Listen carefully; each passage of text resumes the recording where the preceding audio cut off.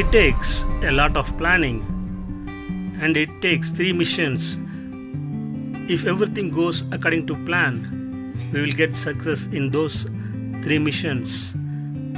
Every 2 years, the Earth and the Mars line up together in space in such a way that it makes it easiest to get into the Mars. This year, we are going to see a bunch of missions beginning a half a year journey to the red planet. NASA, still unnamed 2020 rover, has gotten most of spotlight. Not only the Mars mission, but also the UAE government is sending the orbiter. The China is going to send 3 separate spaceships all at the same time. These focus on the joint mission by the European and Russian space organizer looking for the signs of Mars crust. The first DNA has been found by Rosalind Franklin, which is the Europeans' ongoing ExoMars mission. The Rosalind Franklin is studying Mars than the atmosphere. The Rosalind Franklin will be searching for the signs of life on the ground through the March of 2021. This mission gets completed in 2021. The destination is a Martian planet called Axia Planum near the planet's equator. It found the water channels that connects the Mars southern highlands and northern lowlands. The channels are covered by lava from ancient volcanoes, which is protected by the matter under it from solar radiation and also the erosion. These are found in the Axia Planum rover, and it has many organic compounds which never breaks down. There are still organic compounds much more available in Mars. This rover has a drill in which it makes 2 holes in which it has 2-meter depths. The Russian government made a platform that will deliver the rover and will stay there to put photography, landing site and monitoring the local atmosphere and the climate. It will take 2 large parachutes to slow down this heavy load in Mars than the atmosphere. This mission has been named as ExoMars 2020 Parachute Deploy.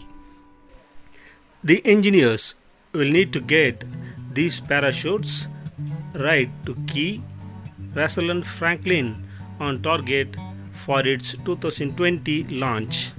The engineers are also racing to complete new technology for getting humans onto space.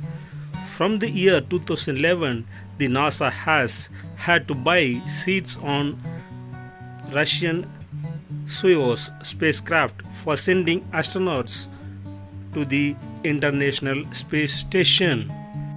Right now, there are 3 missions, that is, ongoing missions: NASA's Orion, SpaceX Crew Dragon, and Boeing's Starliner.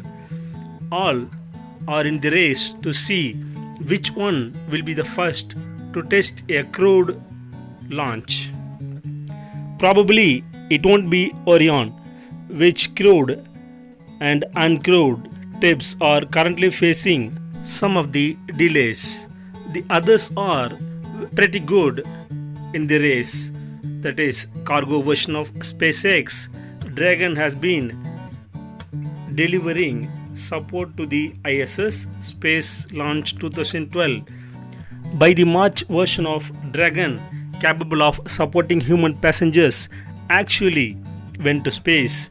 After the month of a test, the Crew Dragon exploded on the launch pad while the SpaceX was testing its thrusters. The accident also blew up to the company's plan of testing a crewed launch by the end of this last year. The company has hard at work since then. All things continue to go well. The plans are back on track to send a crew into space this year. Boeing's a little further behind in the testing plan went to space last month. Their capsule called CST-100 Starliner claims to reusable up to 10 times. Unlike the Crew Dragon and NASA's previous crewed capsules, Starliner is designed to land on land, that is not on the ocean. So in addition to the parachutes that slow in descent, got a bottom full of airbags. Both the companies are aiming to get the green light by this summer. The third highlight has been arrived at the launch facility at the Cape Canaveral. This has been issued in the newsletter from ESA's Solar Orbiter.